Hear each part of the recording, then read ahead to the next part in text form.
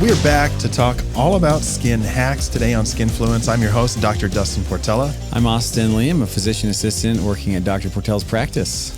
TikTok is full of skincare hacks, tips, and tricks. All of it seems to be driven by fear against the medical establishment, saving you money, but is it causing more problems than the good that it might be doing? We're going to investigate today, and we're going to give you the lowdown on all of the skin hacks that we see commonly on TikTok.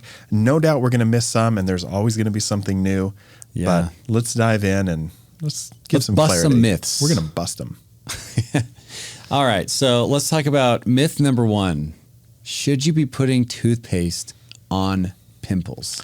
Absolutely not. So the toothpaste is going to cause irritation on the skin. We're going to make some people mad today. I hope so, because if you are putting toothpaste on your pimples, you are doing it wrong. So the toothpaste is going to irritate the skin. Those ingredients are not designed to be used on the skin. Mm-hmm. It is high, in mint and things like that, or peppermint or whatever you're putting on that is more likely to cause irritation. There's no ingredients that actually treat the acne. Yeah. The sodium lauryl sulfate that makes it foam is not great for your skin. We often recommend people avoid SLS in their shampoos and things because of the risk of contact allergy. So in my mind, there's no excuse for anybody to still be using toothpaste on pimples in 2025. Dang it. I'll have to use my bubblegum toothpaste somewhere else.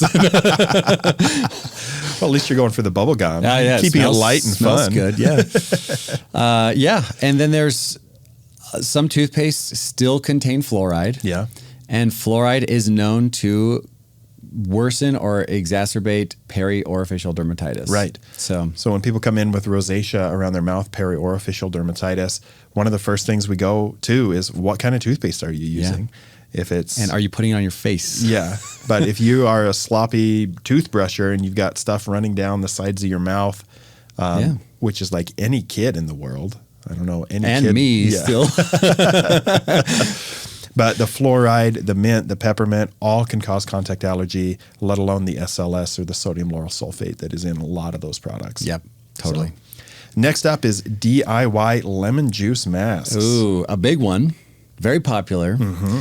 And I would recommend against doing that always. Yeah. Because of the risk of phytophotodermatitis, which I don't know if we've talked about on the podcast before. I don't know if we've mentioned it. No. I've talked about it on social media. I'm pretty sure you have. Definitely have. Where if you put a citrus-based fruit, like a lemon or a lime or a mango or something that is acidic, and you go out in the sun, it can cause a hyperpigmentation to show up on your skin. Very commonly seen on the hands if you're mixing drinks, outside, and you get this bizarre hyperpigmentation. So if you're dunking your face in your ice water with lemons in it, it could potentially cause that. And then so we recommend against doing that. Yeah, and it's a low pH. It's very acidic. It's very acidic, where your skin barrier does have a slight acidic pH to it, but the lemons are going to be more than your skin needs. Yeah.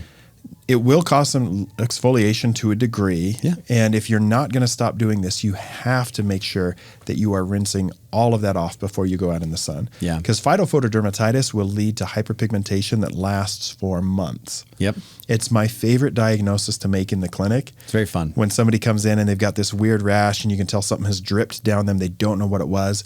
And you ask, have you been on a cruise recently? Or you just get back from Mexico? And they're like, how did you know? I'm like, were you having Corona with a lime?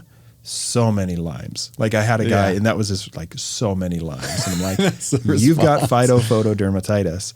The best was a lady who had been to Mexico, and I didn't know this until we got later, but this rash on her backside was so strange. It was a weird configuration. And as we kept asking questions and we were eliminating this and that, we couldn't figure it out. And then I was like, have you been on vacation recently? And I wasn't even necessarily going for phytophotodermatitis. I was just like, did you get exposed to a weird bug bite or something? And she's like, I was just in Mexico. And I'm like, were you having margaritas on the beach? She's like, oh, yeah. And so somebody, whether it was her or her boyfriend or husband, we realized then, I was like, the rash on her backside was in the shape of a hand with fingers.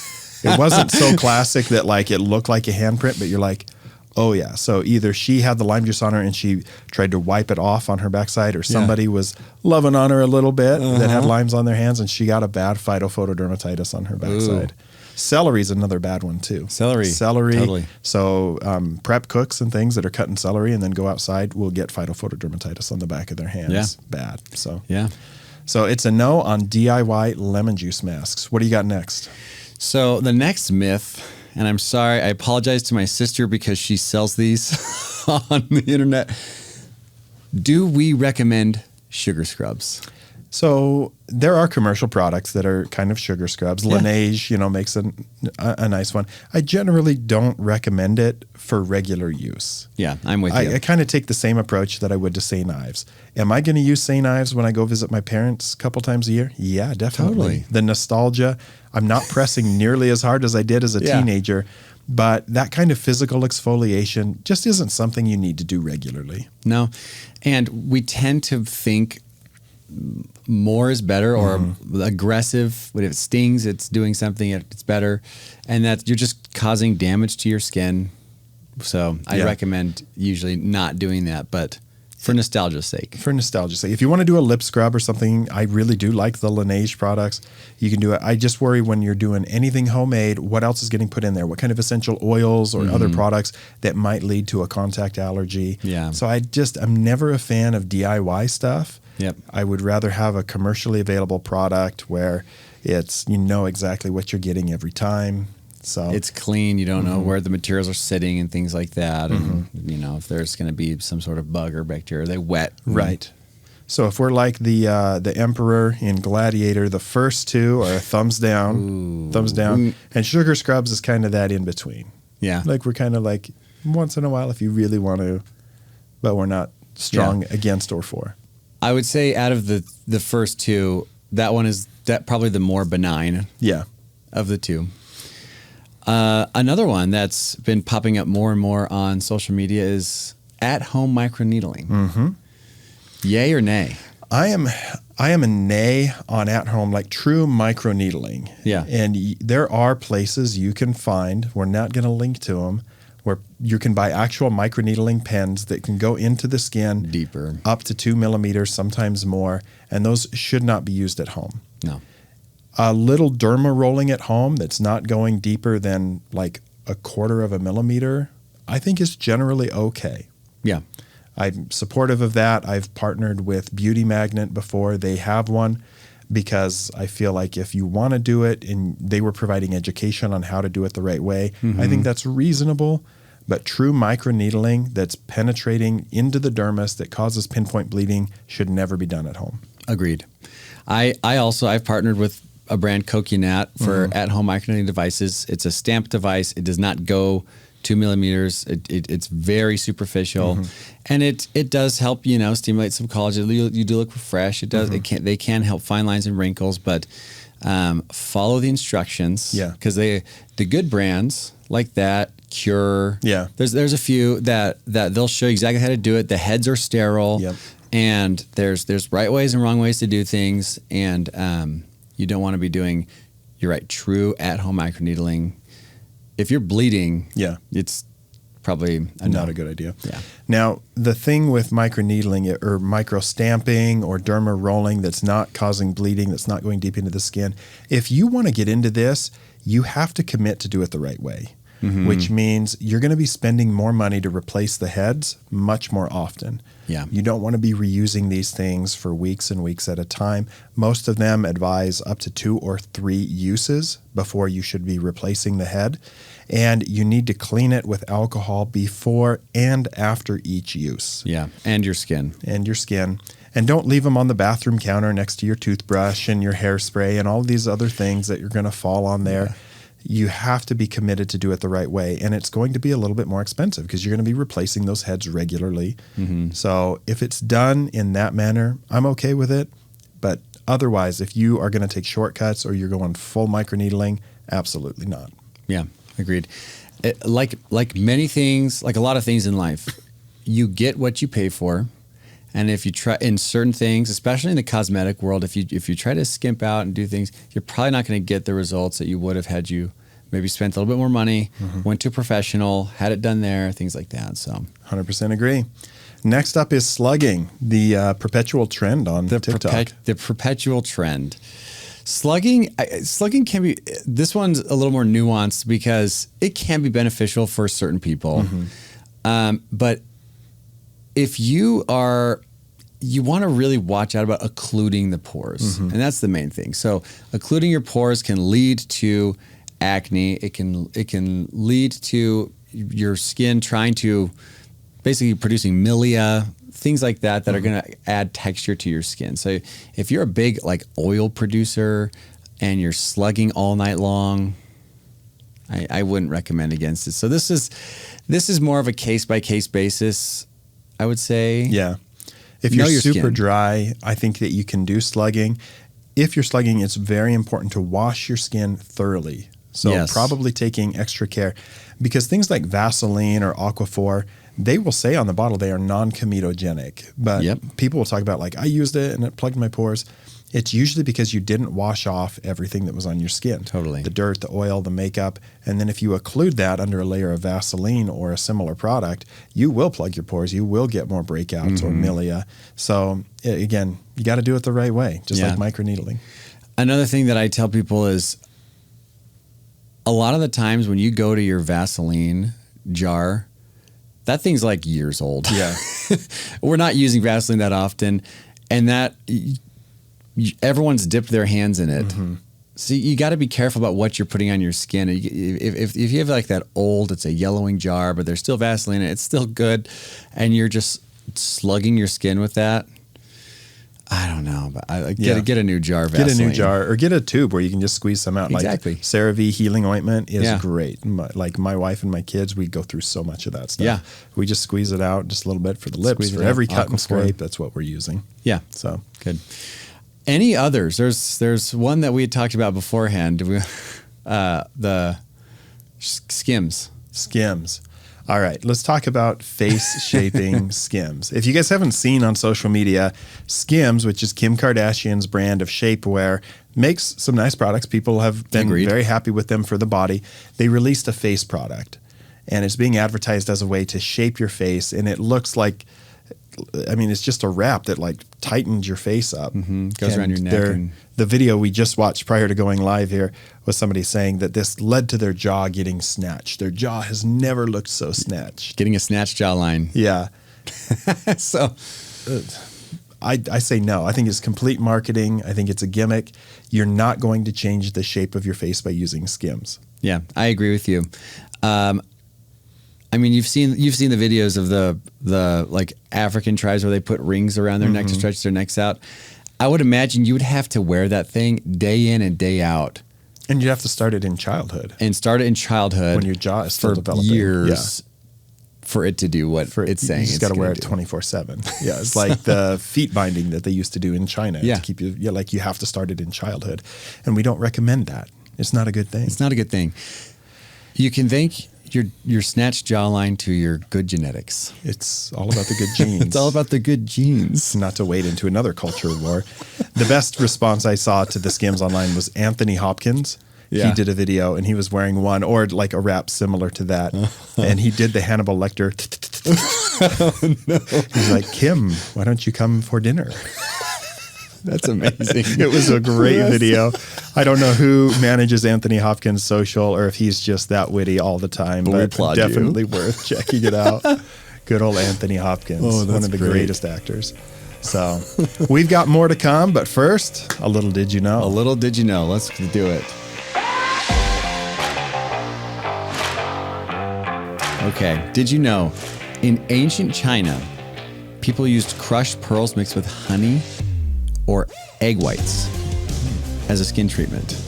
I've seen egg whites before, but I don't know, and honey, but I don't know what the crushed pearls are like. Yeah. Very finely crushed, like an exfoliator? So it says pearl powder was believed to brighten the complexion, slow the aging process, and even promote healing.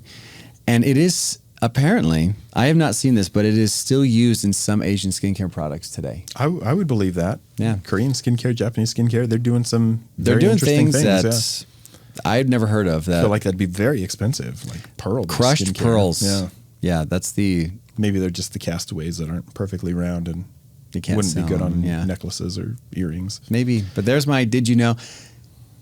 Is it true or not? You can verify with ChatGPT. ChatGPT knows all. All right, my did you know is we're going to talk about the retinol sandwich. So this is another kind of trend, and we'll touch on it here. So the retinol sandwich is this idea that retinol can sometimes cause irritation in the skin. And if you moisturize first and then put on your retinol and then moisturize again, that you're not going to get the irritation from the retinol. Very common. Very common. Practice. And a study was just done, actually, that they showed that the retinol sandwich basically made your retinol worthless. So yeah, you're not going to get irritation, but you're also not going to get the benefits from a retinol. They did not see the same effect if you moisturize before the retinol and then be done, or you moisturize after the retinol and be done. But it was that 2 layers of moisturization that essentially knocked out the efficacy of the retinol. Diluted it. Yeah. Did they study mixing it? Like pre-mixing and then Pre-mixing it? I don't think they did in that particular study. So, but that's another one where I think you could be losing efficacy. Just anytime you're mixing 2 products that weren't formulated together, I think you need to put one on, let it set on the skin, dry a bit, and then move on to the next step. Yeah. So, retinol sandwich method, debunked. It's been debunked. Have I recommended it? Yep. Yep, I have too. But now, not anymore. Now I've changed. See, we learn. There's this idea that I love from a physician on social media called Peter Attia. And he says, strong convictions loosely held. And I really like that, where in the face of new evidence, you will change your convictions. And I think that's an important part for any healthcare provider to be able to change their opinions when new information is presented. Yeah. And it's not like the retinol sandwich was like a life or death situation. No. But now we have data that suggests it's not effective, and I won't recommend it. Yep. I like that. I like that a lot but the convictions you have, you stand by, you do that. And then if something comes, you're not married study it out. Yeah. And accept it. Interesting. So we've got more to come. Let's jump back into another round of skin myths. So I want to throw one out. Okay. Beef tallow. Oh boy. Yeah. Let's get into this. I feel like there's a video I watched recently that talked all about it. That was me. That was beef tallow.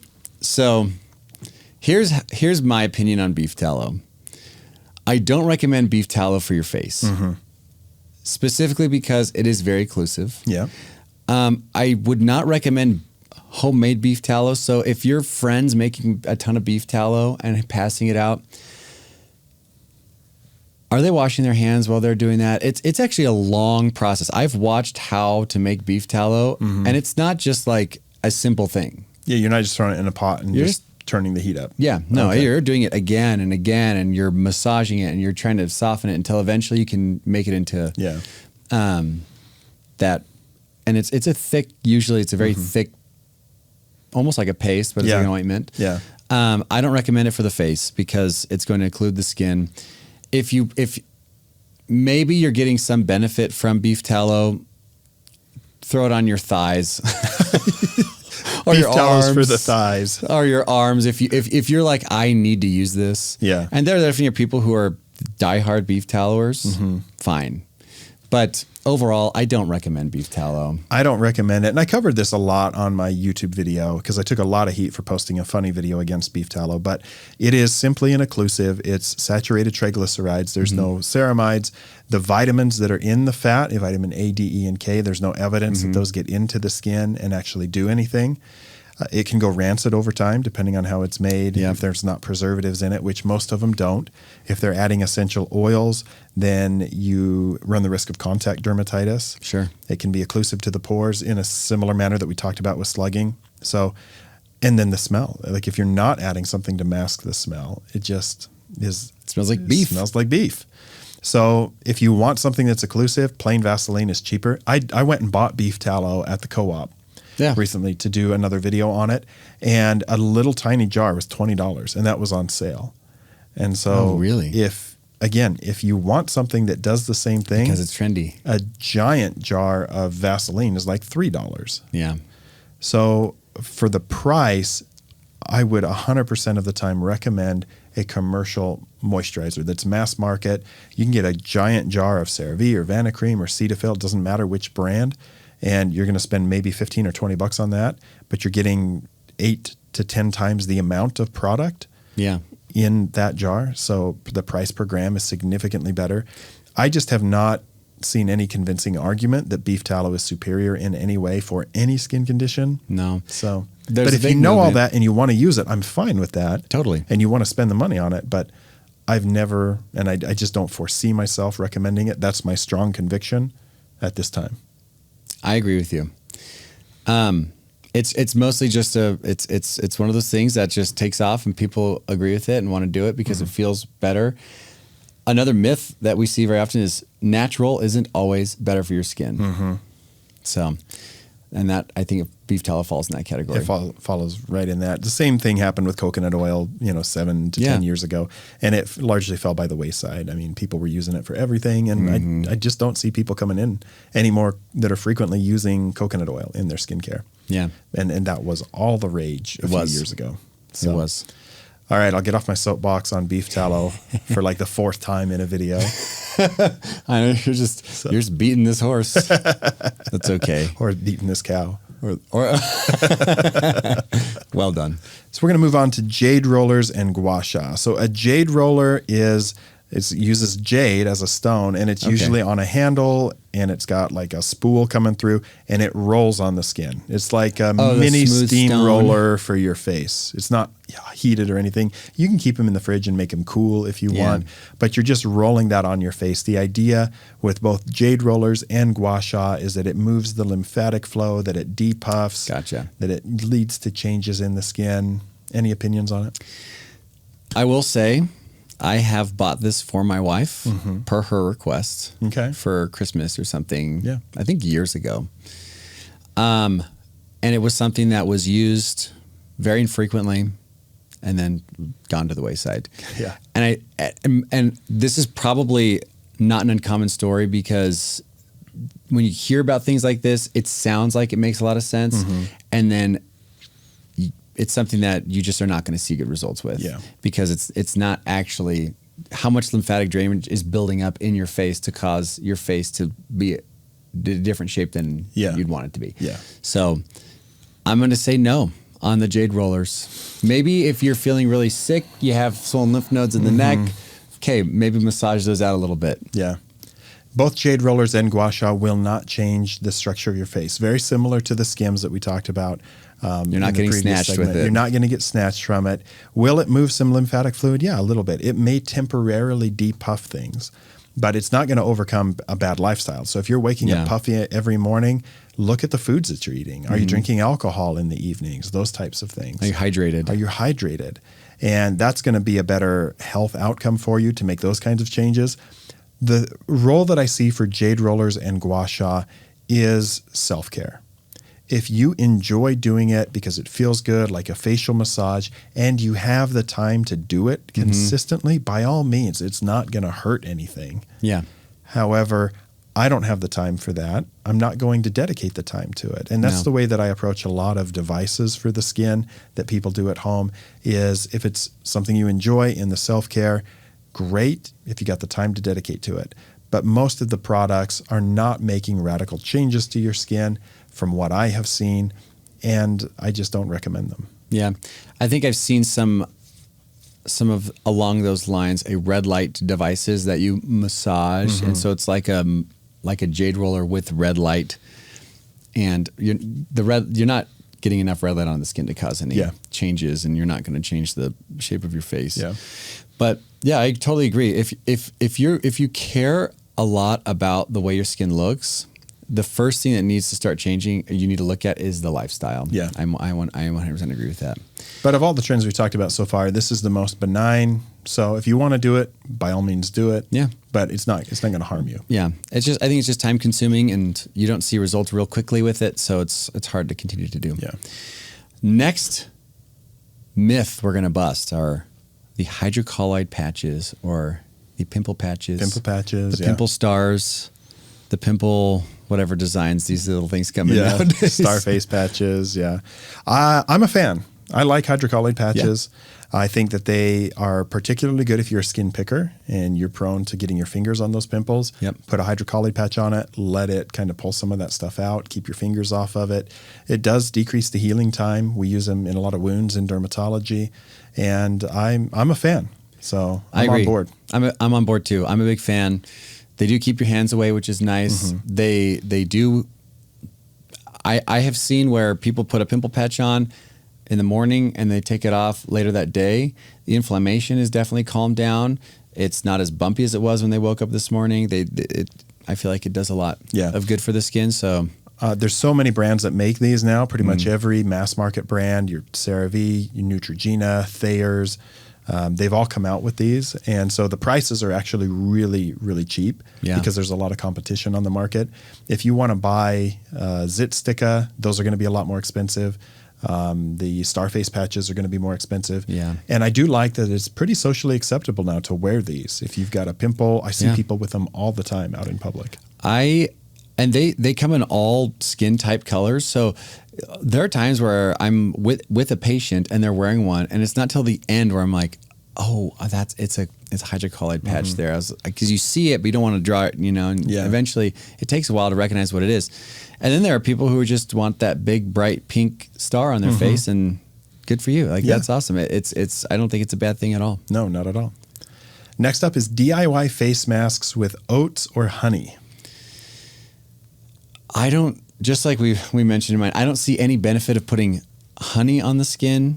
Now, there's Meta Honey, which is prescribed, and it is very well controlled what goes in it, and medical providers will use that. But just if you're buying bee honey and putting it on your face, I see no reason to do that. It's so thick, it's going to be occlusive.